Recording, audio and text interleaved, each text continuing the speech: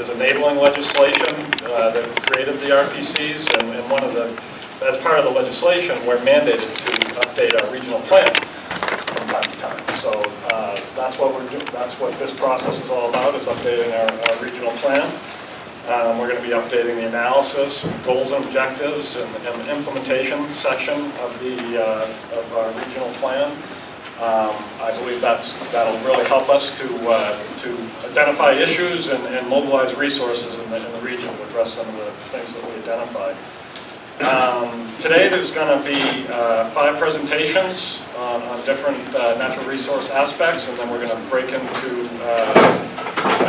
working groups to really try to identify priorities and actions that specifically we can use to include in the implementation section, because the implementation section is really where the rubber meets the road, and we really want to have a strong implementation section in this regional plan.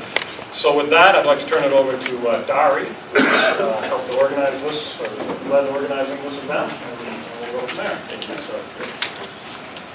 Yes, I'm Dari Sasan, Lakes Region Planning Commission. Thanks everyone for coming.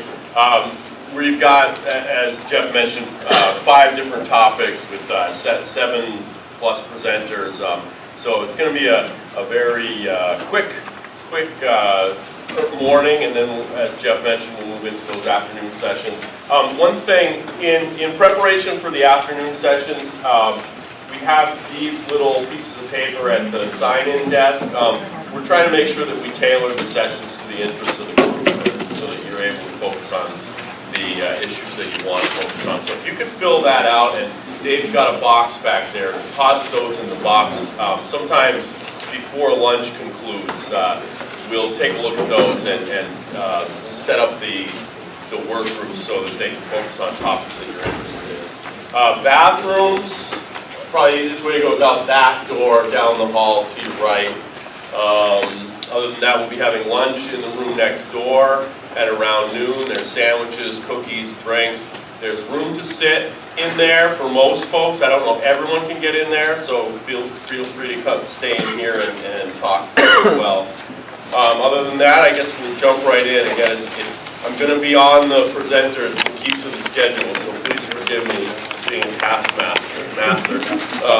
But we'll start with Chris Wells, who's going to talk about the Lakes Region Conservation Plan.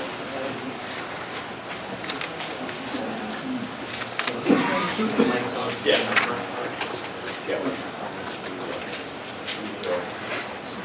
Forward, and there's the button in the middle.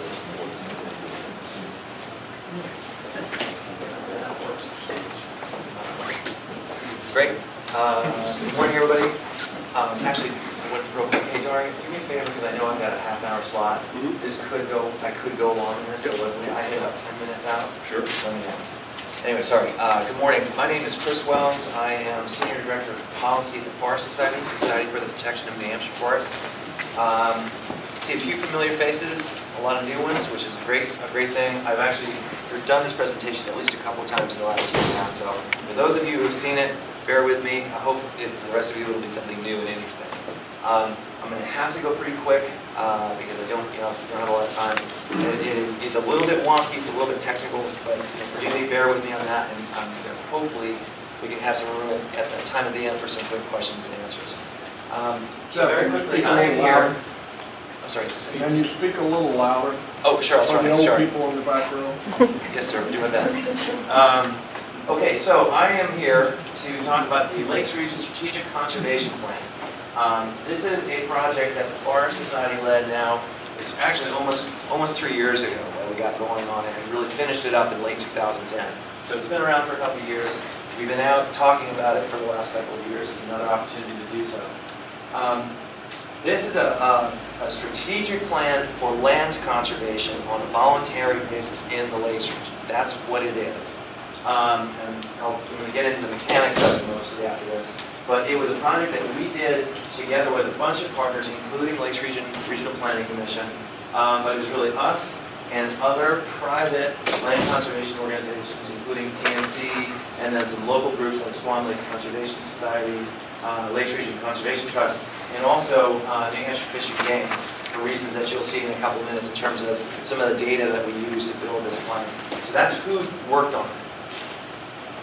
Just really quickly for context, the Lakes Region Plan, again, that we finished up in 2010, is, well, at the time, was the latest in a series of plans that we have been doing in a similar fashion, working with other interested partners in each, from sort of our view, each of the key regions of the state, rather than trying to do a one-size-fits-all, what's the best land in the whole state that we should be trying to prioritize, to take it down to a more regional scale, given that our regions are different in terms of the geology, the geography, and certainly to some extent the natural resources, and obviously also in terms of the population pressures, development pressures are very different from Coos County to the lower Merrimack Valley, sort of those are the extremes. So that's why we do it regionally. Certainly we hope that this regional approach then knits back together into a statewide vision that makes some sense. This is hopefully the least wonkiest part of this presentation, even though it's a lot of text. Just to give you some baseline information, which a lot of you, I think, as residents of the Lakes region already have a good handle on, but we'll go through it quickly. Why do we look at the Lakes region as a region? What makes it special? What makes it unique? Why is it worth looking at it as a region? Well, this is sort of the obvious stuff. It's the Lakes region. It's called the Lakes region for a reason. 224 lakes and great ponds, almost 91,000 acres of surface water, and this is the headline that blew me away when we crunched these numbers in the first place, is 50% of all the lakes and great ponds in the state are here, in this region around the big lakes. 6 of the 10 largest lakes in the region, and all that surface water, which is really concentrated in this part of New Hampshire, is fed by a almost 1,300 square mile watershed.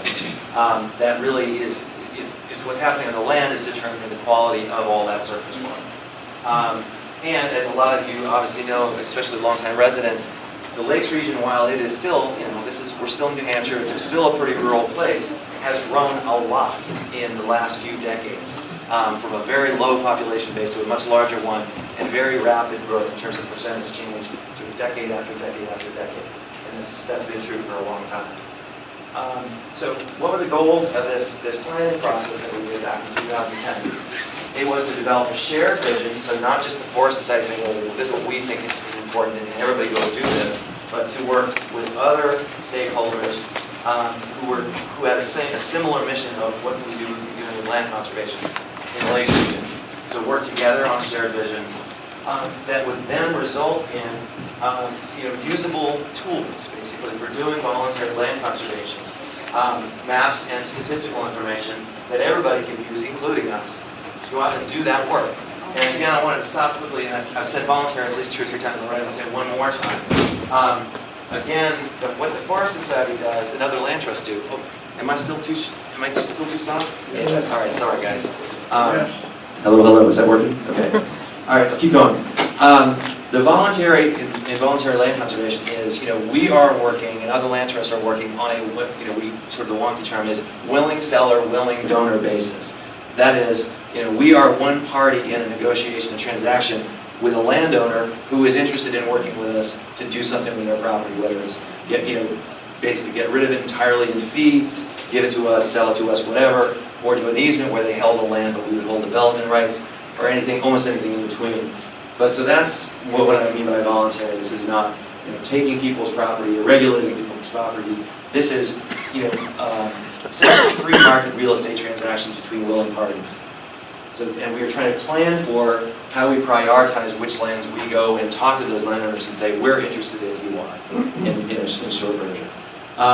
And also then, this is part of why we're all together in this room, is to engage local communities in those areas that we identify in this plan to say, hey, you have really important special places in your towns or in your sort of corner of the Lakes region, and give them the information to do stuff at the local level.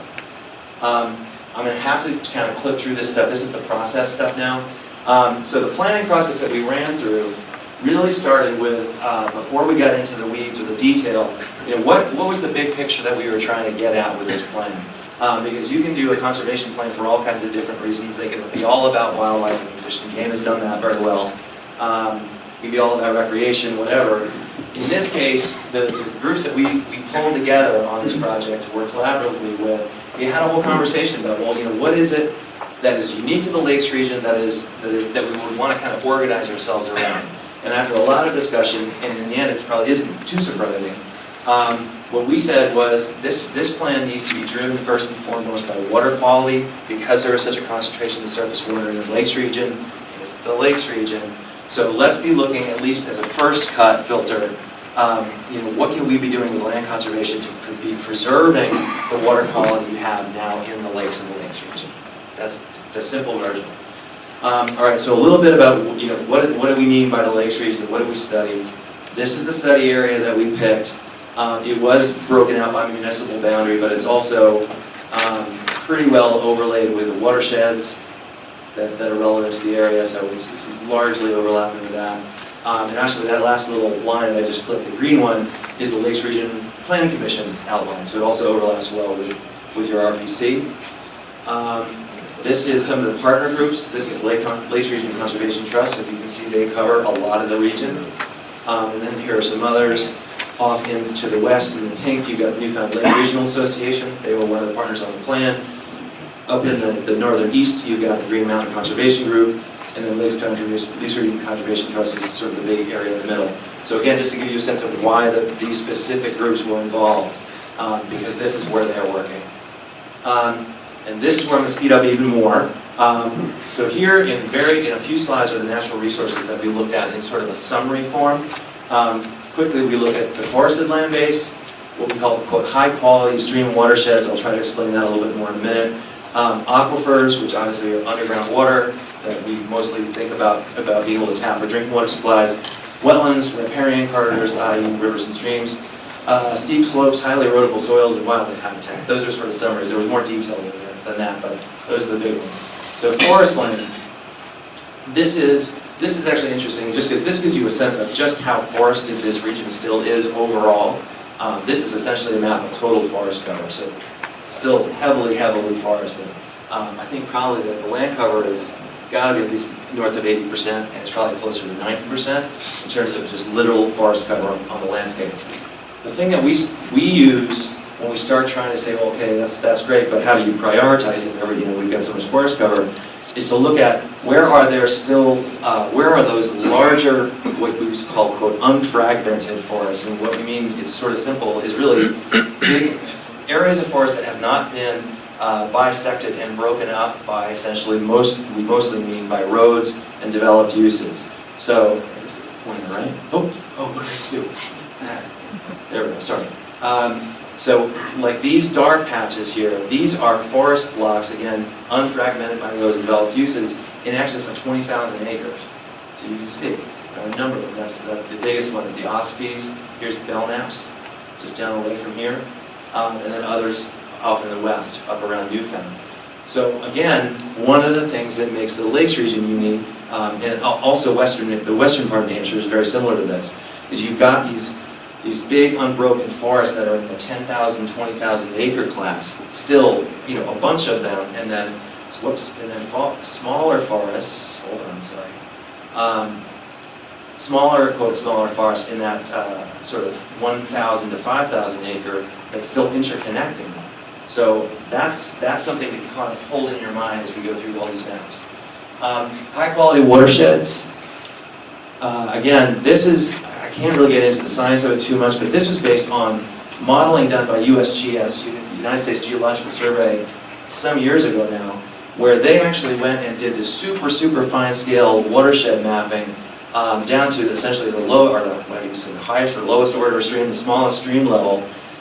So very small watersheds, and the point of the process, and they did it for all of New England, was to try to get a better handle on actually nitrogen and phosphorus loading, essentially water pollution. But it also is a really great thing to essentially flip it the other way around and say, where are those small watersheds that are the least impacted in terms of those phosphorus and nitrogen loading issues, and then use them as essentially a marker for where are the most pristine, least impacted spots. So that's what you're that's what you're looking at here. And then so that sort of olivey green is those small watersheds, and there's a bunch of them all together here. So, and another thing you may remember from that previous map is these are also highly co-located with those big forest blocks that I was just talking about. So where you have big unfragmented forest blocks, it sort of follows, you're going to find the highest quality stream watersheds inside those forests. So basically, those shady streams that are supporting brook trout. I mean, that's sort of the marker in the real world. Drinking water. Actually, I'll stop this. Is everybody following me okay so far? Making sense? I'm going really fast. So, very quickly, this is a map of aquifers, sand and gravel aquifers in your region. Again, those purple ones are the highest yield, i.e., basically for well terms, that are able to get the highest volume of water per minute. So as a possible drinking water resource, those are the hot spots. Again, not surprisingly, they're following the river corridors, where you've got the deposits of sand and gravel. Wetlands, this is just kind of, there's not a lot to say about it. This is a map of your NWI wetlands and hydric soils, so that got baked into the plan. That's, again, to remind everybody, these are some of the data layers that were used to build this plan. Riparian corridors, again, here's what the stream net of riparian looks like in the region. Again, it looks like any watershed really, but it's also, that's where they are, and that got baked into the plan. Steep slopes, highly erodible soils. Now, this is another one of those where we go, oh, that's a lot of the same spots. For better or for worse, a lot of the places that have those big unfragmented forests and those high-quality stream watersheds are also high ground and steep ground. That's part of why they still are in that land cover. So again, just there's the Ospies, there's Belknaps, and there's all the more mountainous terrains off on sort of the eastern edge of the Lakes region, and also, I'm sorry, western edge of the Lakes region and the western side of Newfound Lake. So that was another thing that got baked into the plan. Highly erodible soils, that's just basically, essentially accentuating further where those slopes are. Sure, sorry. Wildlife habitat. Okay, now I talked about fish and game. They have done, as a lot of you know, a statewide project on the Wildlife Action Plan. This is zooming in on the Lakes region and where, in terms of New Hampshire Fish and Game's work, which is, it's a tome if you've ever looked through their plan, and all the work that went into it, they are saying are the highest priority wildlife habitat areas in the Lakes region, and they're looking at that from a statewide basis. So again, the story here is that the Lakes region, again, has a lot of very high quality habitat in the eyes of Fish and Game, and a lot of that habitat, again, is co-occurring in some of these same places where you see big blocks of forest land, high quality stream watersheds, wetlands, and embedded riparian. All right, that went okay. How do we put it together? So, again, as you've probably gathered by now, and these were only a few of the data layers, this is really a data-driven, GIS mapping-driven planning process, which is essentially, in the end of the day, about applied science. It's about, years, decades of scientific work that has been done over time by academic institutions, agencies, etc., private organizations, to gather information, figure out what it means, and then put it into a usable form that you can actually use to map stuff on the ground. That's the short version of what this is about. So we've got all this great data, all these cool data layers that we can use for mapping, but then what do we do with it all? Is everything equal? I mean, does it all have the same weight or not? And part of the process that we have been using with these plans is to say, in fact, it's good to get a group of people together, a group of organizations that may have sort of varying views of what's important or less important, and talk it out, and then literally do a voting process is really what we ended up using. So the idea is to get to consensus to then put some weighting on that data so some things will pop out more than other things, because there's a lot of it. So this is the process quickly. Again, we call it, quote, Delphi process. It actually comes out of transportation planning, I think, originally. So it's a consensus building technique.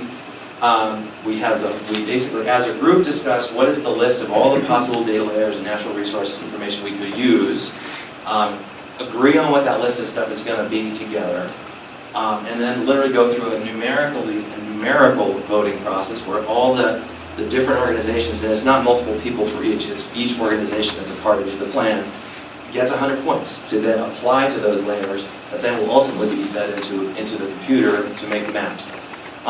We also use anonymous voting through that process, so that rather than have it be sort of everybody's in the room deciding it together, where basically the most persuasive or the loudest person at the table may start pushing it the way they want it. So at least everybody gets that kind of essentially democratic, anonymous voting to figure out what they want the numbers to be, and then it gets all fed in.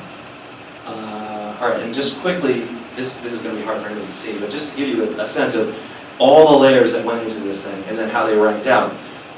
We had a data layer for riparian and shoreline buffers. Well, that, in this particular process, and those particular groups that worked on the plan together, those came out with the highest overall score in terms of that weighting that everybody did. So that will be pushed harder in the plan than other layers. Big forest blocks over 10,000 acres, very high in terms of the ranking. High yield sand and gravel aquifers, very high in the ranking.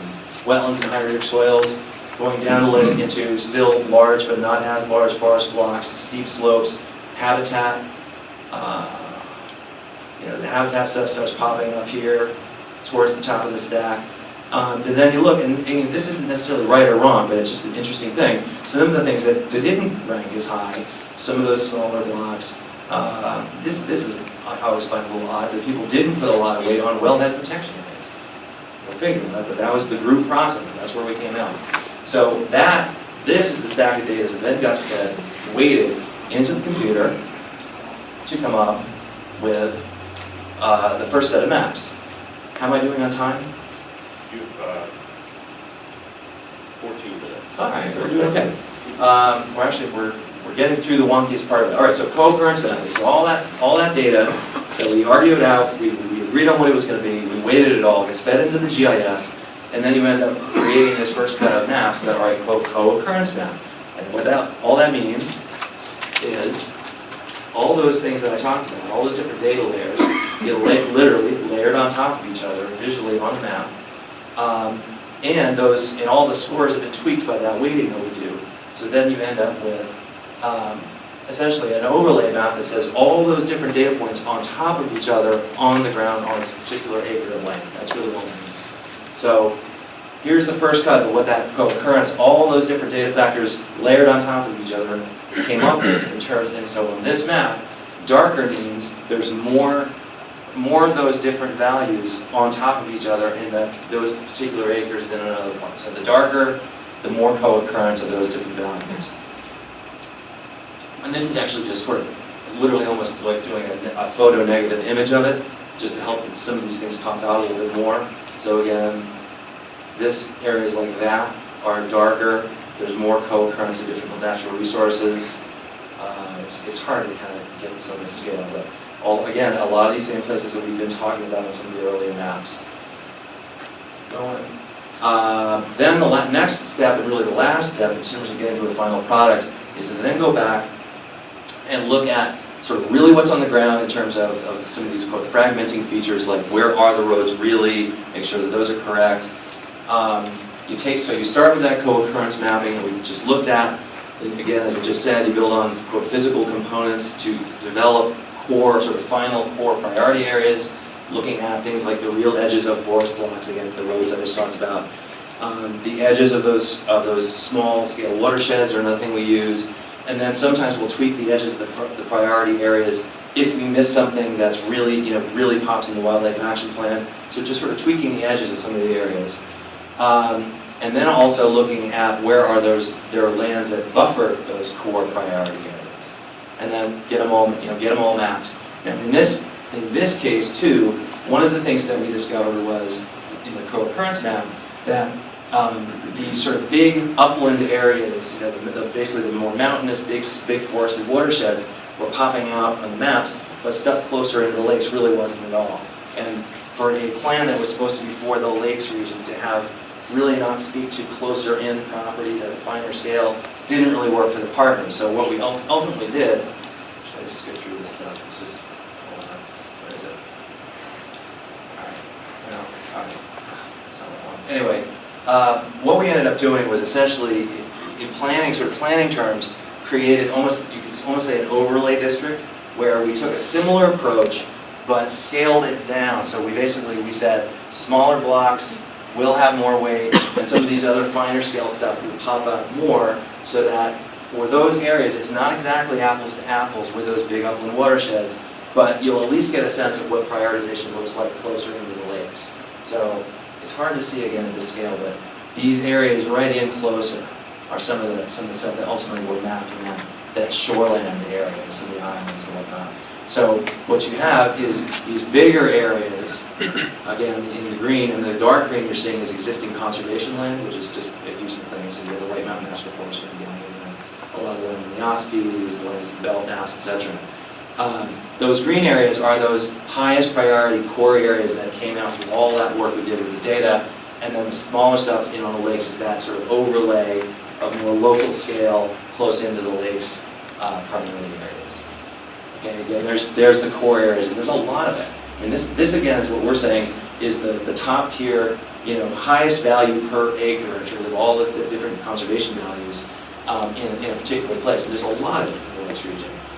The pink is the quote supporting landscapes, which are sort of those buffers around the cores, and there's your shoreline zone. See that actually? That's what that actually pops in. And here's a zoom in on the shoreline zones itself. These are a little bit more perspective. So I'm actually already at the end, which is great. So the sort of the takeaway I wanted you guys to have is that if you look at all the land that we looked at in the lakes region, when they quote core areas, so that's essentially the best of the best of the best based on the methodology we used. That's 35% of the acres in the lakes region. That's a lot to start with. You add in the quote supporting landscape, which is those areas that are kind of buffering those cores. That's another almost 30%. And then that the shoreland conservation zones, or that overlay district, so to speak, of lands that are at a finer grain scale close in, is another going on 2%. So 65% of the acreage in this analysis popped out as being a priority. It's great in that sense. What that's doing is confirming that the lakes region still, ecologically speaking, landscape speaking, natural systems speaking, is still in really pretty good shape. That's a great story. What's a little daunting about it is, what do you do with that? Also, practically speaking, obviously, it's pretty much obvious. You're not ever going to be able to protect 65% of the acreage in the lakes region, nor in the end probably should you, because you can't conserve everything because you've got to do other stuff. Economic development, people need to live and have somewhere to live, et cetera, et cetera. All the other things that we do on the land. But anyway, so I wanted us to sort of give both sides of that coin. But again, to go back to the first side, is there's a lot of opportunity to do good, high value, well prioritized conservation work in the lakes region.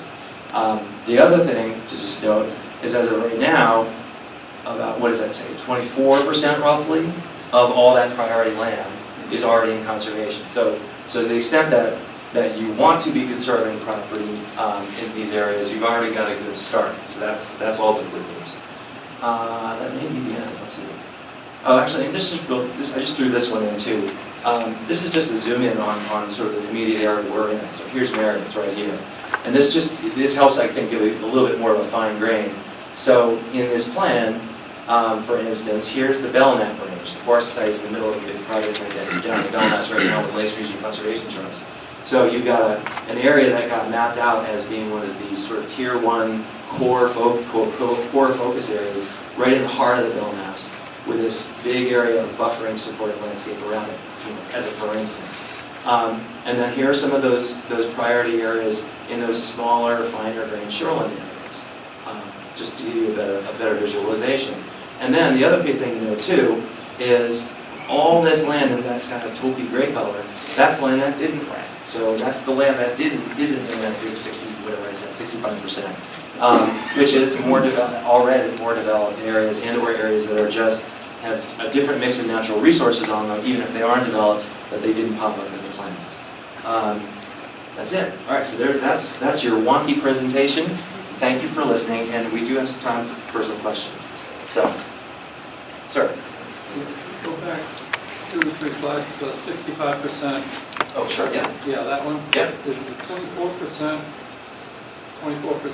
of the 65%? Yes. 24% of... Is the 24% of the 65%. But I actually haven't looked at the statistic lately, but I think if you look at all the land, literally all the land in the lakes region, it's something similar to that. It's 20-25%. Mr. Vanderpool, good morning. Mr. Wells. Question, do you think it's possible, and would you believe that there might be some incentive to do this, apply this model on the municipal level? Huh. Well, you should ask that. Well, maybe you know this. This map right here was basically an experiment in doing exactly that. And Meredith, and so it was Meredith, Laconia, and 3 other towns. The idea was take that similar approach. I mean, it literally was kind of an experiment. Is let's do it at a even more localized level. Pull in people from the towns, in this case, and say, okay, let's run this same process. And in the end, a lot of the same data. But have each of the towns do that whole process of weighting it, and then run those maps and see what we got. And would it look radically different or not from what we concluded through this whole regional project?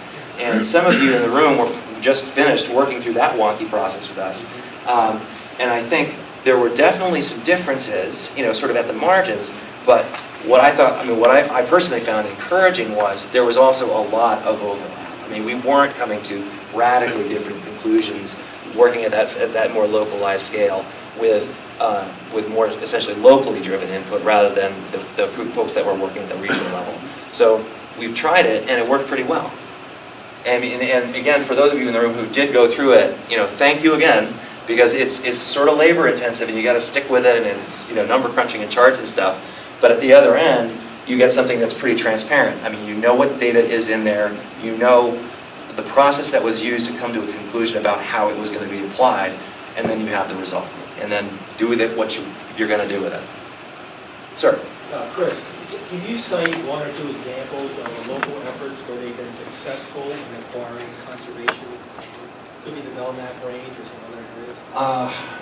Sure. I mean, there's 1,000 stories you could tell around the state. I mean, the one that is the most local, that I'm the most up to speed with right now, again, and there's other people in the room that can tell the story better than I can, would be the Belknaps. I mean, the project that we're in the middle of right now, which again is, we and the Lakes Region Conservation Trust have negotiated 4 different deals with 4 different landowners who wanted to sell their property, or in one case, I think, an easement. And so, we're in the middle of raising $1 million+ to do that, to pay those landowners the fair market value for their property. And so, but what this current project, and some of you are very involved in it, is, I keep using the puzzle analogy. One of the things about, well, this is true all over the country, but certainly New Hampshire, is New Hampshire has had, Lakes Region State as a whole, has had this long tradition of doing conservation for 100+ years already. And so we are building these conservation areas sort of piece by piece by piece. Private property ownership by private property ownership, doing these transactions. And it all comes down to when is a given landowner who owns a piece of property that is of value for conservation is ready to do something. And sometimes that doesn't take any time at all. They're like, yeah, sure, show me the money, you hit me at just the right time, let's do it. But often it is months, it's years, it's sometimes decades. I've been involved personally with a couple of projects where, we had been talking to a family landowner on and off for 20 years before they were ready and all the stars aligned to make that project happen. And a couple of pieces that we're doing right now in the Belknaps fit that profile. And for instance, and the flip side of it is, and I'll back up one step, a lot of you in the room have been involved with projects in the past on some of the other big pieces that have already been in conservation in the Belknaps. The same story was repeated then. And so we're building on the work of people often over a period of decades. So that was sort of hopefully an answer. Sir? My thriving little verb, it seems to be the one that has the very least. Which one is that? Belmont. Belmont. I've noticed in the overlays, it was pretty much sitting there with not very much Not much. in the way of importance. Yep. Is, I'm not saying that's true, but yes. Does- I'm not arguing with it. Yeah. it is true, because your overlay says it. Would that be safe to assume that we would not have priority in our attempts to conserve property from people like you, say, or other? I think it's a fair question. There's sort of 2 pieces to that. I think this project tells a pretty good story of at the regional scale, what are those lands that you would want to focus on the most, especially for the protection of water quality in the lakes. Again, to sort of dial it all the way to where I started, that was the biggest driver, and I think the process that we ended up with got pretty close to that as being kind of the main driver. So that's the story it's telling. It isn't necessarily, so what I'm trying to get to is, I mean, I'll be frank, you know, if the Forest Society is looking at a big, hard to get done, super expensive project, and we got two possibilities, they're you know, sort of equally hard and equally expensive, and one is going to be in one of these hotspot areas, yeah, we probably will, rather than one that is not. So that's the straight truth. So Belmont would be more likely to be used for transportation and for infrastructure and for development because we don't have as much to offer? Well, no, well, there's multiple answers to that next piece. I mean, you know, who are we to tell anybody what they should be doing anywhere, honestly? I mean, what this was about was us trying to get a handle on using one particular sort of essentially slice of information, one sort of, you know, goal in mind, which again was water quality, to help us and other organizations, primarily like us, that are trying to do this kind of work, you know, do it more effectively. Simple as that. So it was never intended to be sort of all things to all people. So if you're in an area, your thumbs up for conservation. If you're not, you know, forget about it. You know, just don't bother. That is not what was intended by it. So Chris, are you staying for lunch? I will, yeah. We can Okay, continue. why don't we, if folks have other questions, can they catch up with you at Absolutely. lunchtime? So All thank right. you for your time, guys. And as I warned, I'm going to be a taskmaster here. Thank you very much.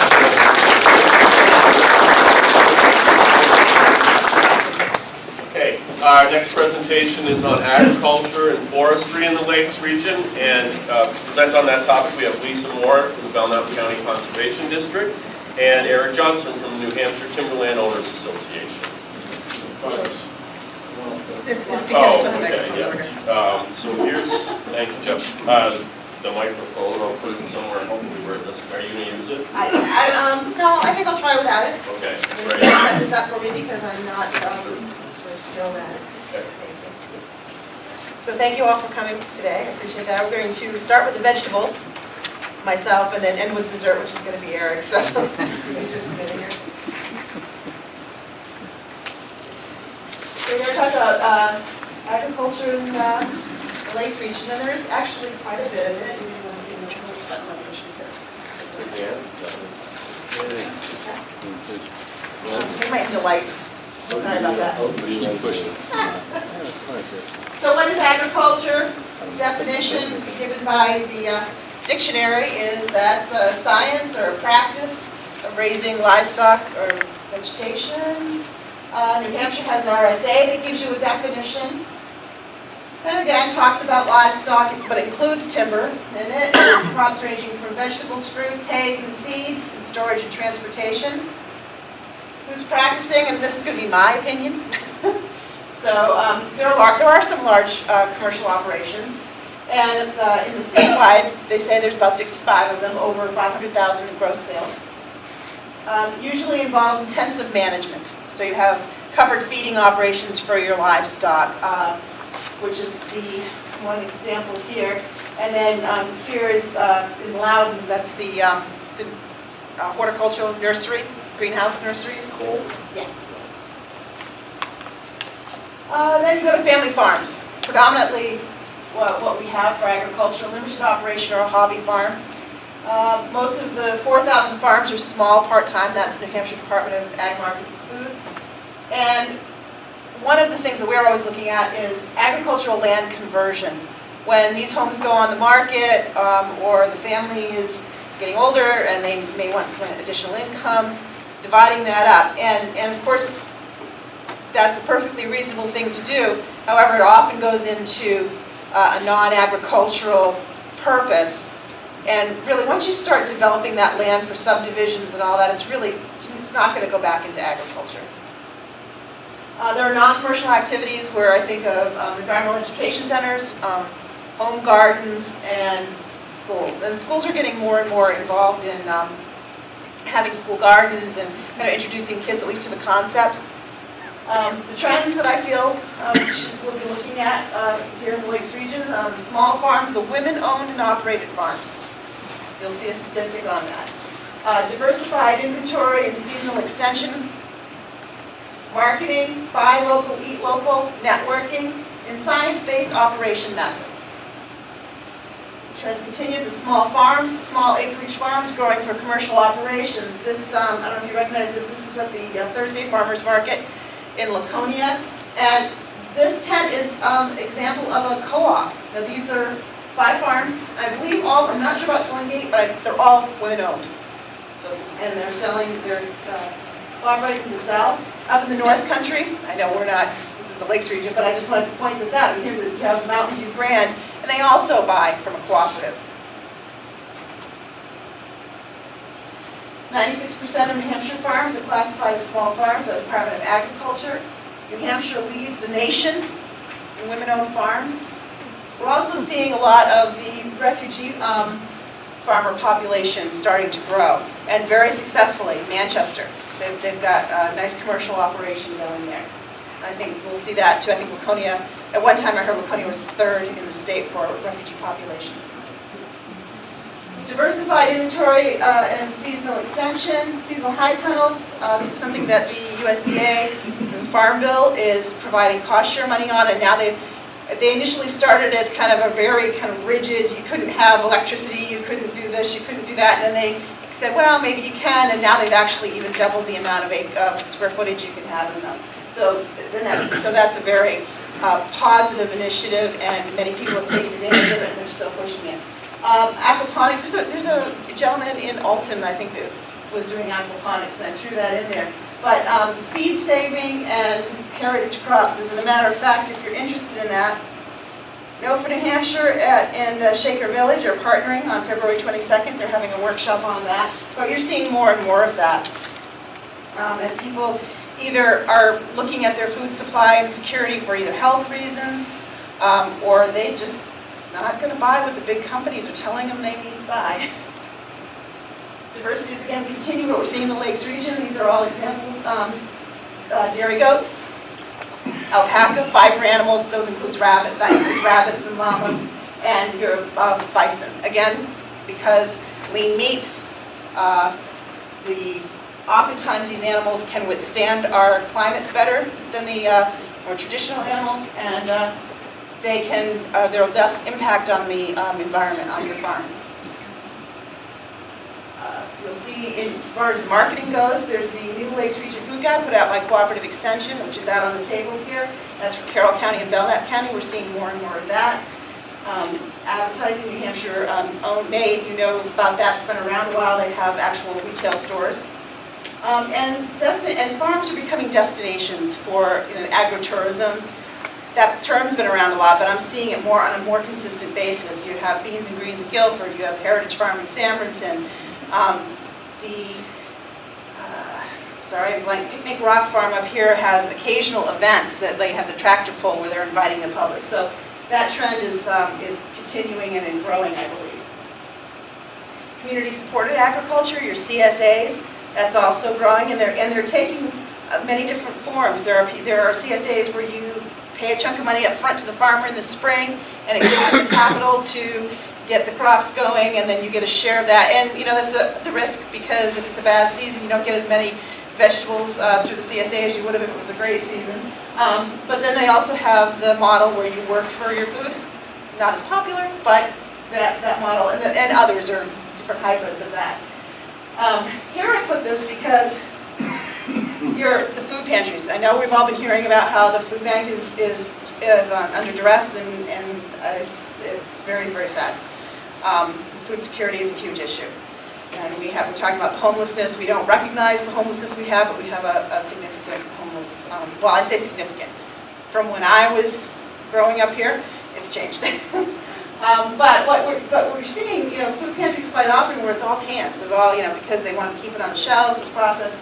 Now you're seeing their marketing. We want the fresh stuff. We want everything you can give us. We want the fresh stuff. And they're giving out bags that are more diversified in their offerings and healthful.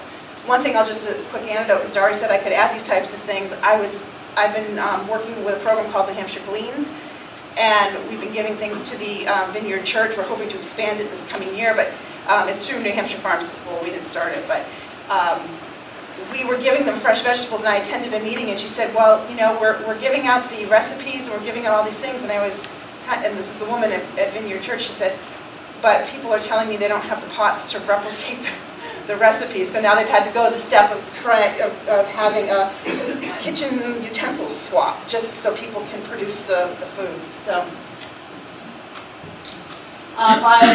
buy local, eat local.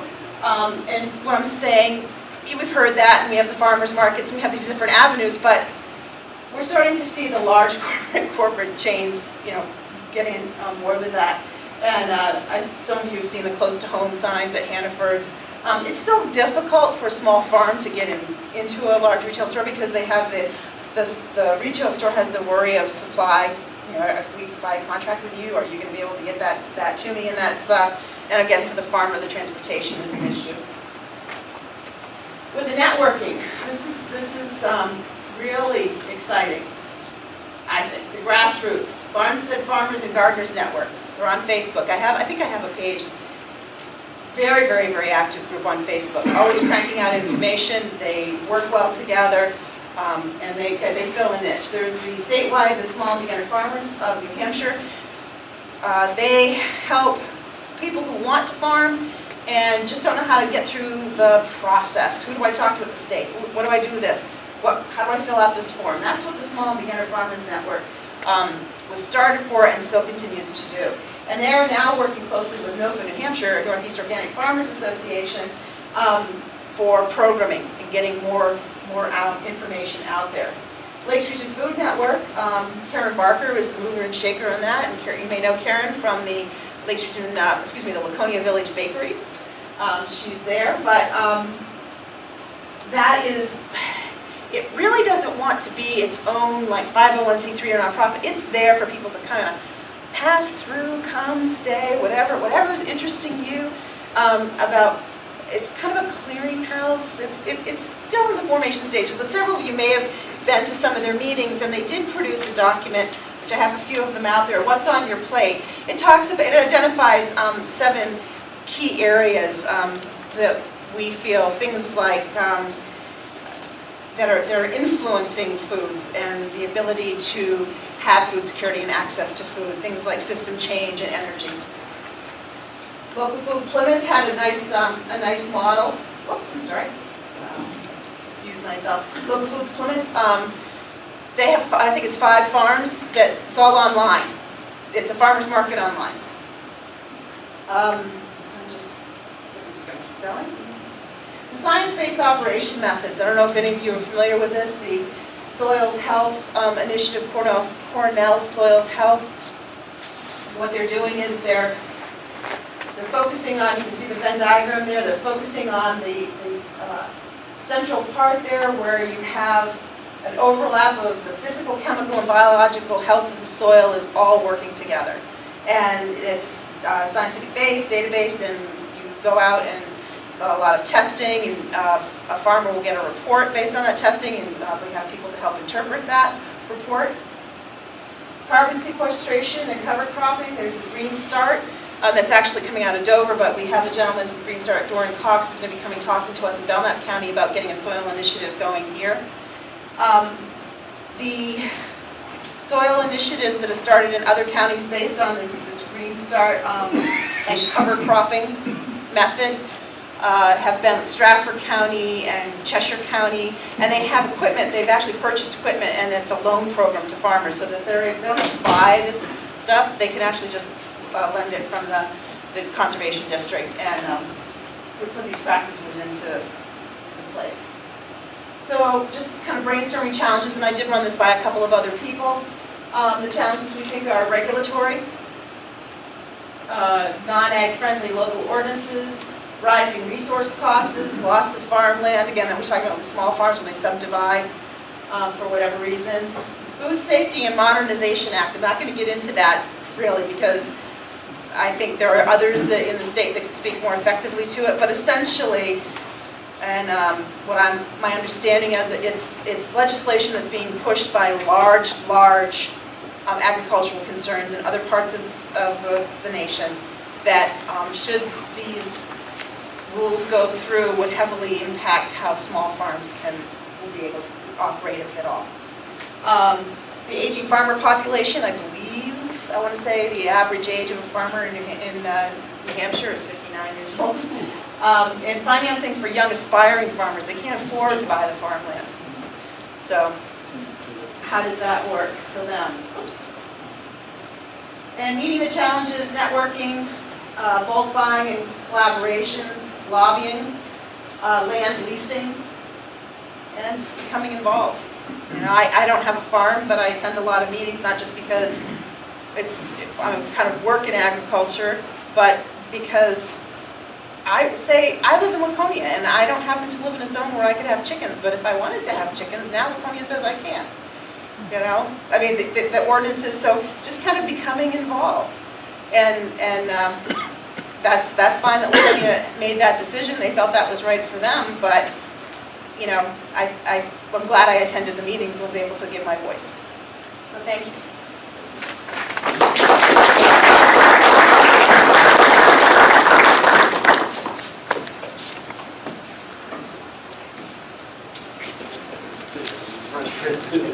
While they're doing that, I'll just real quickly, I have paperwork on that table over there, and one of the sheets comes, actually a two-pager of just agricultural statistics and information.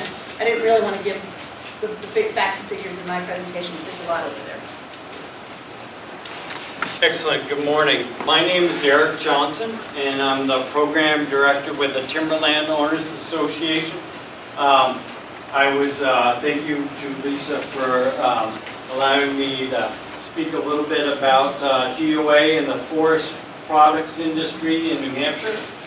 A little bit about myself. I was about 10 years as a professional logger.